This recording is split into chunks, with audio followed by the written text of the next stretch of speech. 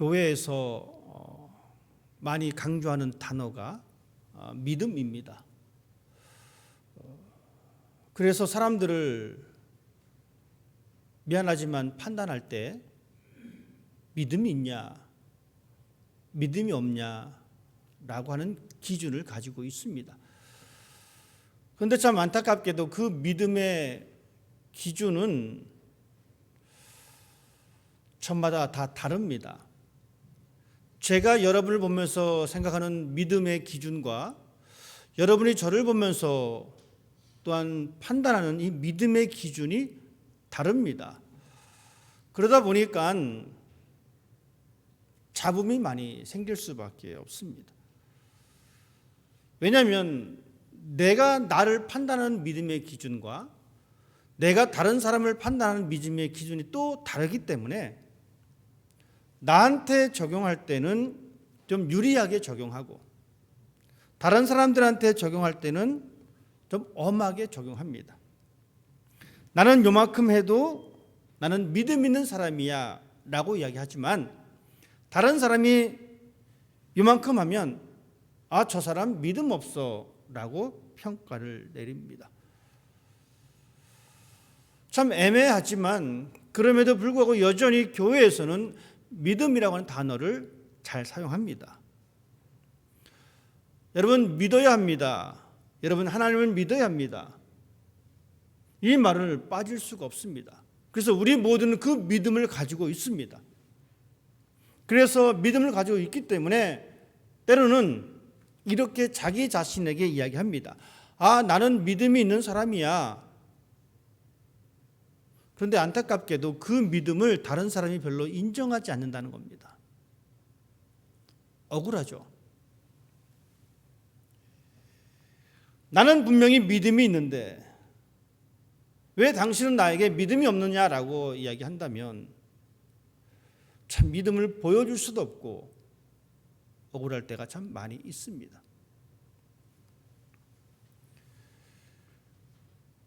지금도 여전히 한국 사회는 이런 구호가 통하고 있습니다.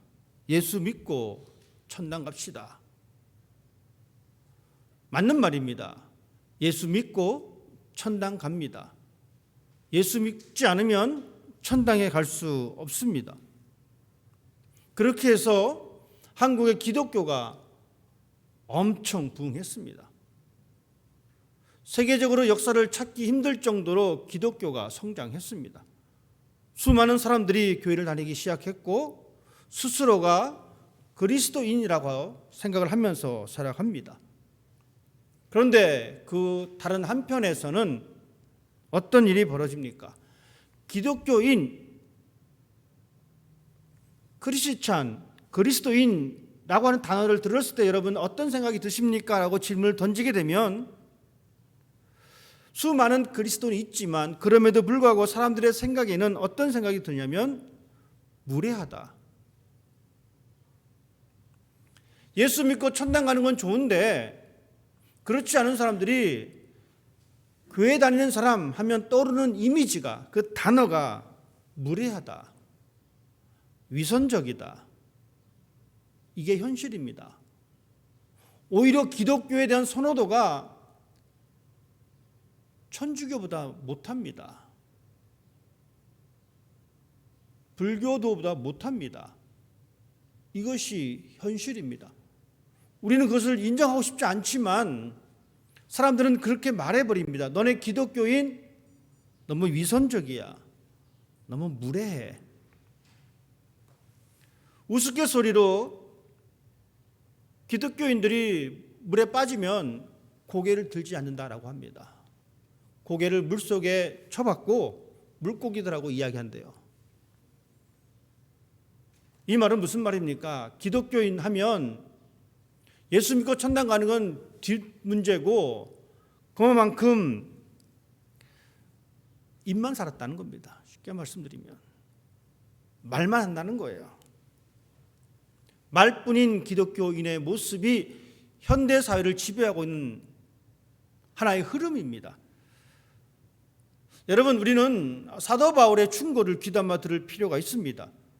사도 바울은 무슨 말을 했냐면 너희들이 천사와 같은 말을 한다 할지라도, 아주 유창하게 사람들을 현혹시키는 그런 말을 한다 할지라도, 너희들이 다른 사람을 격려하고 지지하는 그 아름다운 말을 한다고 할지라도 사랑이 없으면 아무 소용이 없다. 아무리 화려한 말을 한다 할지라도 그 말에 대한 행동이 따르지 않으면 아무런 소용이 없다라고 그렇게 말해주고 있습니다. 여러분, 우리는 하나님을 믿습니다. 여러분, 하나님을 믿는 이 믿음의 가치가 어디서 나타날까요? 말씀드렸듯이 믿음이라고 하는 것은 저마다의 기준이 스스로 가지고 있습니다. 그렇기 때문에 그 가치를 평가하기는 힘듭니다. 그렇다면 우리가 가지고 있는 이 가치는 어디서 평가될 수 있느냐? 그것은 바로 실천입니다. 행동하는 겁니다. 여러분이 가지고 있는 그 지식 저마다 다 가지고 계세요. 요즘 또 유튜브가 하도 발달돼서 그 온갖 정보, 그 지식 다 가지고 있습니다. 그것이 가치가 있는 지식이 되려면 여러분 어떻게 해야 합니까? 그 지식을 통해서 무엇인가를 만들어내야 된다는 거예요. 그 지식을 통해서 무엇인가 바꿔야 된다는 겁니다. 그럴 때 비로소 그 지식이 가치가 있는 겁니다. 저에게 엄청난 지식을 있다 하더라도 제가 가지고 있는 이 지식이 어떤 변화를 만들어내지 못하면 그것은 가치 있다라고 말을 할 수가 없습니다. 지식뿐만 아니라 신앙 역시 마찬가지입니다. 우리의 신앙이, 여러분의 신앙이, 여러분이 하나님을 믿고 있다라고 이 놀라운 가치가 정말 가치로서 드러나기 위해서는 그 여러분의 믿음, 여러분의 신앙을 머릿속에만, 가슴속에만 품고 살아가는 것이 아니라 그것이 드러나야 된다라는 이야기입니다. 우리 어르신들은 이 말씀 알고 있습니다. 우리 젊은 친구들 이 말 모를 텐데, 부뚜막에 소금도, 그죠? 넣어야 짜다. 우리 젊은 친구들은 이 말은 무슨 말인지 모를 거예요.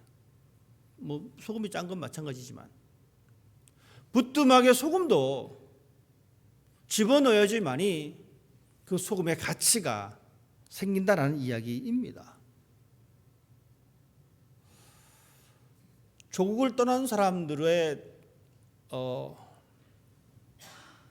간 모습의 일부분은 애국이라는 단어로 표현될 수가 있는 것 같습니다. 나라를 떠나면 애국자가 된다는 말을 우리가 종종 합니다. 여러분, 애국이라고 하는 단어를 우리가 들었을 때에 여러분 어떻습니까? 그 옛날 애국으로 똘똘 뭉친 사람들이 있었습니다. 나라가 힘이 없어서 다른 나라의 지배를 받았을 그때 당시에 여러분 애국으로 똘똘 뭉친 사람들이 있었습니다. 그들은 그 애국심, 나라를 사랑하는 그 마음을 가슴으로만 품고 있지 않았습니다. 어떻게 했습니까? 자신의 돈을 조금씩 모아서 나라의 독립을 위해서 그 돈을 전달했습니다. 어떤 사람들은 나라의 독립을 찾기 위해서 친히 총을 들고 그 싸움터로 나갔습니다. 여러분, 나라를 사랑하는 이 마음이 이렇게 표현된다는 겁니다. 그때 비로소 애국의 가치가 드러난다라는 이야기입니다. 오늘 우리가 읽은 이 야고보서의 말씀, 우리는 너무나 잘 알고 있습니다. 행함이 없는 믿음은 죽은 믿음이다라고 하는 이 이야기. 여러분, 야고보가 이 말을 할 수 있었던 것은 그때 당시의 상황을 우리가 조금 이해를 해야 합니다. 그때 교회가 어떤 모습이었냐면 예수 그리스도의 부활을 믿고 이제 기독교인들이 모여서 교회 공동체를 꾸렸습니다. 이렇게 모여서 하나님을 예배하며 그 시간을 가졌습니다. 그런데 어떤 일이 벌어지냐면 함께 식사를 하게 되어지는데 이 교회의 모습이 잘난 사람 못난 사람 같이 어울려서 함께 식사하고 교제를 나누지 못했습니다. 모이다 보니까 점점 패가 나눠지기 시작합니다.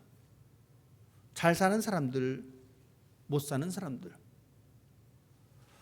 옷을 잘 입고 나타나는 사람들, 그리고 그 옷을 잘 입지 못해서 허름한 옷을 입고 나타나는 사람들, 함께 애찬을 합니다. 식사를 합니다. 그럴 때마다 조금씩 차별이 생깁니다. 그때 당시에는 사람들이 먹을 것을 가지고 왔습니다. 여러분 보십시다. 집에 먹을 것이 많은 사람들은 많은 것을 가지고 올 수 있는 상황이 되어지는데, 먹을 것이 없는 사람이라면 많은 것을 가지고 올 수가 없습니다. 그러니 많이 가지고 온 사람들은 어깨에 힘이 들어가서 많이 먹습니다. 조금 가지고 온 사람은 괜히 마음이 움츠러들어서 음식이 많은 곳에 잘 가지 못합니다. 이 시간이 점점 길어지면 길어질수록 이 골이 깊어졌습니다. 이런 상황입니다. 이 공동체가 건강하게 성장하지 못하고 있는 그러한 상황입니다. 성장은커녕 오히려 이 공동체가 파괴되고 있는 그러한 상황입니다. 그러면서 사람들은 말합니다. 부자들은 가난한 사람들에게 이야기합니다. 나는 그래도 당신을 생각합니다. 당신에게 하나님의 평화가 있기를 원합니다. 이런 상황 때문에 야고보 사도는 17절 말씀 통해서 그것을 분명하게 말해주고 있습니다. 너희들이 여전히 사람들에게 평안히 가라, 옷이 없는 사람에게 옷에 관한 이야기를 하면서 먹지 못하는 사람들에게 먹는 것을 이야기하지만 결국은 그 말만 하고 끝낼 것이 아니라 그 말에 합당한 대안이 있어야 된다라고 이야기하면서 행함이 없는 믿음은 그 자체가 죽은 것이다라고 말해주고 있습니다. 즉 공동체는, 하나님을 믿는 그 사람들은 말로써 다른 사람들에게 어떤 아무리 좋은 말을 하는 것 그 자체로 끝낼 것이 아니라 그 말과 더불어 그들에게 음식을 주고 그들에게 옷을 주고 그들에게 살 수 있는 그 시간들을, 그 기회들을 제공해 주는 것이 온전한 믿음이다라고 이야기하고 있습니다. 여러분, 우리는 믿음이 있습니다. 여러분 하나님을 믿으십니다. 야고보 사도는 그것을 이렇게 또한 비유하고 있습니다.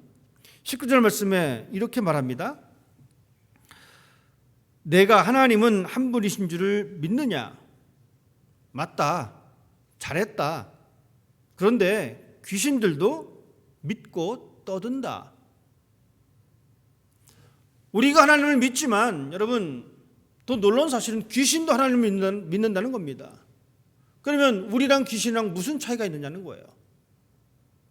사도 야고보는 이 초대교회를 향해서 그렇게 말합니다. 야, 여러분도 하나님 믿고 귀신도 하나님 믿어요. 지금 우리 마찬가지입니다. 우리 하나님 믿어요. 이 시간 제가 누구라도 지목을 해서 여러분 하나님 믿으십니까 하면 다 믿는다라고 대답하실 거예요. 동일하게 귀신도 하나님을 믿습니다. 자, 그러면 귀신과 나랑 믿는 것은 같다는 거예요. 그런데 왜 귀신이 예수님 당시에 예수님에게 혼났습니까? 왜 꾸중을 들었습니까? 왜 욕을 먹었습니까? 오히려 사람보다 하나님에 대해서 더 잘 알고 있는데,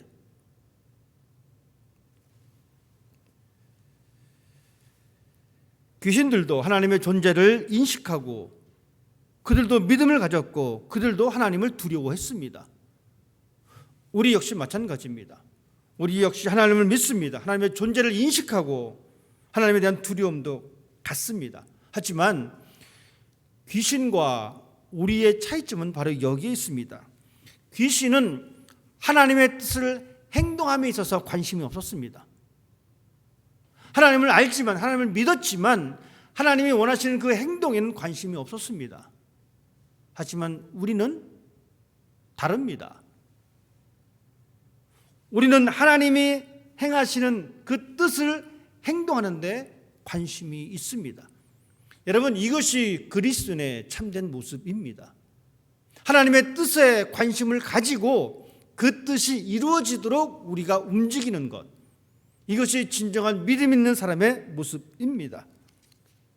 알기만 하고 순종하지 않았던 귀신들은 책망을 받았지만 알고 그 뜻을 행동하는 사람은 하나님의 참된 자녀입니다.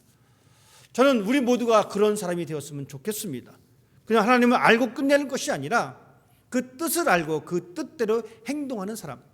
그래서 우리는 그런 귀신들과 차별화가 있다는 것, 그것이 신앙인이 되어야 한다는 것. 오늘 야고보서는 그 행함에 대해서 이야기해 주고 있습니다. 행동하는 것에 대하여 이야기해 주고 있습니다. 신앙은 지식을 위한 것이 아닙니다. 여러분, 믿음은 지식을 위한 것이 아닙니다. 믿음은 삶을 위한 것입니다.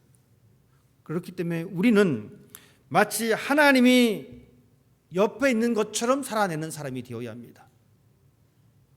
하나님을 믿으면서 여전히 하나님이 마치 없는 것처럼 살아가는 사람들이 있어요. 그러니까 일주일에 한 번씩 교회는 다니는데 마치 하나님이 없는 것처럼 살다 보니까 사람들에게 무례하다, 위선적이다 라고 하는 말을 들을 수밖에 없다는 겁니다. 야고보 사도는 그렇게 말합니다. 모여서 하나님 믿는 사람들이 모여서 차별하고 말로만 행동하는, 말로만 입으로만 말을 하는 그 사람들을 향해서 야고보 사도는 말합니다. 입술로만 하나님 믿는다고 이야기하지 말고 행동으로 그 사람들에게 주어진 믿음을, 하나님을 믿는다고 하는 이 고백을 삶으로 드러내라라고 말씀해 주고 있습니다. 우리는 이 말씀을 통해서 우리 자신을 뒤돌아봤으면 좋겠습니다. 나는 과연 내가 생각하고 있는 믿음대로 살고 있는지, 다른 사람을 쳐다보기 이전에 우리는 우리 자신을 그렇게 쳐다봤으면 좋겠습니다. 나는 내가 믿음대로 살고 있는지, 나는 그냥 지식으로 살고 있는 사람이 아니라 믿음으로 살고 있는 사람인지. 안타깝게도 수많은 사람들은 믿음을 지식으로만 알고 살아갑니다. 그래서 어디 가서 뭐 제자 훈련을 받았다, 내가 성경을 얼만큼 알고 있다, 내가 교회 생활의 그 방법들에 대해서 이만큼 알고 있다. 여러분, 이것은 믿음을 지식으로만 살아가는 사람의 모습입니다. 사탄이 그런 모습을 가졌습니다. 귀신들이 그런 모습을 가졌습니다. 하지만 우리는 이 믿음이 내 지식이 아닌 내 삶으로 살아내고 있는지. 우리가 잘 알고 있는 아브라함은 하나님을 믿었습니다. 그렇기 때문에 하나님께서 아브라함에게 길을 떠나라라고 말씀하셨을 때에 아브라함은 길을 떠납니다. 그 한 걸음 한 걸음, 여러분, 쉬운 길이겠습니까? 여러분, 우리는 이민자로서 이 땅의 삶을 살아갑니다. 여러분, 이민 초창기의 삶이 어땠습니까? 힘들었어요. 때로는 무섭기도 했고요. 그냥 다시 돌아갈까? 라는 생각도 가질 정도로 힘든 시간을 보냈습니다. 자녀들을 키우면서 이 또한 생기는 갈등들, 하지만 여러분 잘 버텨내셨어요. 그리고 이 시간까지 오셨습니다. 힘든 시간마다 버텨낼 수 있었던 것은 여러분이 가지고 있는 한 가지 목표가 있었기 때문에 가능했다는 겁니다. 아브라함 역시 마찬가지입니다. 하나님께서 그를 향하여 고향을 떠나라라고 말씀하셨습니다. 아브라함은 하나님을 믿었기에 그 믿음을 머릿속으로만 간직한 것이 아니라 그 발을 통해서 드러냈습니다. 그리고 마침내 하나님께서는 이 아브라함에게 100세 얻은 그 아들을 바치라라고 말씀하십니다. 세상에 이런 황당한 일이 어디 있습니까? 저 같아도 아마 그렇게 말을 할 것 같아요. 아니, 하나님 주실 때는 언제고, 정부 치고 살만하니 말이 됩니까? 아브라함은 하나님을 믿었고, 아브라함은 그 하나님을 믿는 그 신뢰하는 그 행동이 바로 아들 이삭을 바치는 것이었습니다. 하나님을 믿었기에 그 믿음이 머릿속으로만 남아있는 믿음이 아니라 행동하는 믿음으로 그렇게 표현되었습니다. 비단 이것뿐만이 아닙니다. 이스라엘 백성들이 이제 애굽에서 나와서 가나안 땅으로 들어갑니다. 이제 모든 관문을 마치고 마지막 요 강만 건너면 되는 거예요. 쉽게 말씀드리면 이렇습니다. 시카고부터 쭉 걸어서 내려왔습니다. 되게 오래 걸리겠죠. 힘들게 걸어왔는데 이제 미주리 넘어오려고 하는데 이 미주리 강이 앞에 딱 있는 겁니다. 배도 없습니다. 수영도 할 줄 모릅니다. 소도 끌고 가야 하고 말도 끌고 가야 하고 어린 아이들도 데리고 가야 합니다. 그런데 이 미주리 강이 딱 막혀 있습니다. 그들은 하나님께서 건너라라고 말씀을 들었습니다. 그리고 그들은 그 믿음대로 하나님을 믿었던 그 믿음대로 이제 하나님의 언약궤를 앞장 세워서 그 강을 건너기 시작합니다. 첫 발을 내딛는 순간 강이 멈추게 되었습니다. 믿음대로 실천하는 그 행위를 하나님께서는 결코 잊지 않으신다는 사건. 여러분, 우리는 성경을 통해서 분명히 그것을 보았습니다. 그렇기 때문에 우리들은 내가 믿은 대로 살고 있는지, 내 믿음이 머릿속에만 뱅뱅 도는 것이 아니라, 내 믿음이 입으로만 그냥 뛰쳐나오는 것이 아니라 내가 그 믿음대로 한 걸음 내딛는지 우리는 우리 자신을 살펴봐야 합니다. 그리고 그 믿음의 증거가 여러분의 가정에서 드러나야 합니다. 내가 하나님을 믿는 사람답게 내가 살아가고 있는지 여러분 가정에서 한번 체크해 보십시다. 그리고 나서 이 교회에서 한번 체크해 보십시다. 그러고 나서 지역 공동체에서 한번 체크해 보십시다. 혼자 골방에서 여러분 내 믿음 체크하지 마시고요. 그것은 체크 안 하셔도 됩니다. 다 자기 자신에게는 다 좋은 점수 줍니다. 그렇죠? 내가 좀 모르면 잠깐 깜빡 잊어버린 거고 상대방이 모르면 머리 나쁜 거예요. 여러분 스스로 집에서 믿음을 체크하면 아무 의미가 없습니다. 그 믿음이 여러분의 가정에서 체크가 되어야 하고요. 잘 체크됐다면 다시 이 교회 공동체를 통해서 또한 아름답게 만들어 봐야 합니다. 그래서 그 믿음이 올바르게 만들어진 믿음인지 그냥 사람들에게 에이 저 사람 말만 그러지 라고 하는 평가를 듣는 믿음인지 우리는 그것을 다시 한번 체크해야 된다는 겁니다. 그래서 여러분 가정에서 사랑을 만들어내야 하고 여러분 가정에서 평화를 만들어내야 합니다. 그 모습이 나의 모습 가운데 있을 때에 우리는 진정한 하나님께서 기뻐하시는 믿음의 삶으로 살아가는 사람이 된다라는 이야기입니다. 비록 그 숫자가 적을지라도 여러분 이 세상은 변합니다. 지금 한여름입니다. 한겨울로 한번 돌아가 보십시다. 한겨울이 되면 너무 추우면 수도가 옵니다. 그렇죠? 수도가 얼지 않기 위해서 여러분 거기다 그 전기선도 꼽기도 하고요. 심한 경우에는 물을 쫄쫄쫄 틀어놓습니다. 그러면 이 물이 쫄쫄쫄 나오면 신기하게도 이 수도 파이프가 얼지 않아요. 많은 양도 아니고 조금입니다. 쫄쫄쫄 흐르는 그 물 때문에 파이프가 얼지 않는다. 여러분 비록 우리가 하나님을 믿는 사람들의 숫자가 적다 할지라도 그 적은 사람들이 그 믿음대로 행동하는 그리스도인이 된다면 물이 막히지 않듯이 사람들이 에이 그 한 방울 떨어지는 게 뭐야 라고 비아냥을 한다 할지 몰라도 결코 그 파이프는 얼지 않습니다. 여러분의 작은 행동들이 우리들의 작은 그 모습들이 계속 이어지게 되면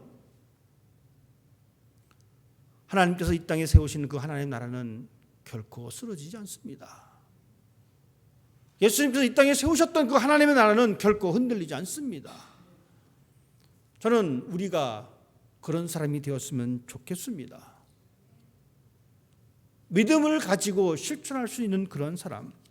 물론 우리가 우리의 행위로 내가 어떤 것을 실천한다라고 해서 구원을 받는 것은 아닙니다.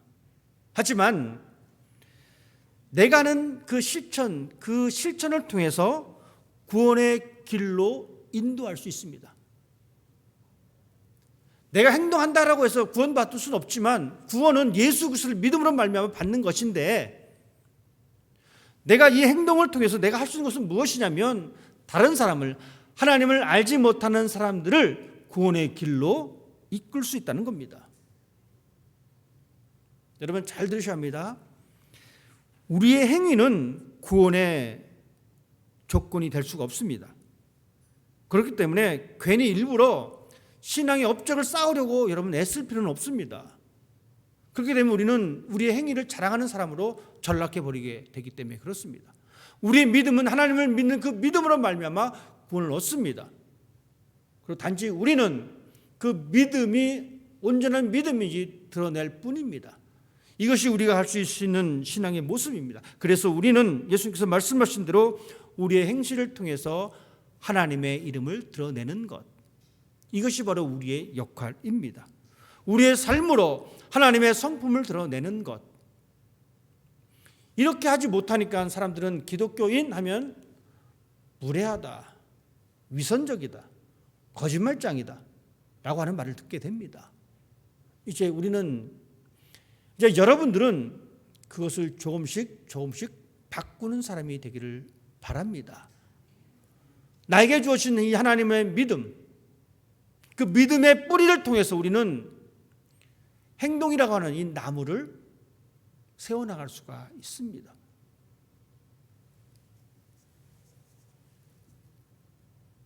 하나님 앞에서 그냥 아무것도 없는데 그럴싸한 사람으로 보이려 하지 말고, 사람들 앞에서 그냥 그럴싸한 사람으로 보이려고 하지 말고, 우리는 여전히 부족하니까 하나님의 은혜를 간구하며 하나님께 기도하며, 하나님, 내가 온전한 신앙의 열매를 맺을 수 있는 사람이 되기를 원합니다.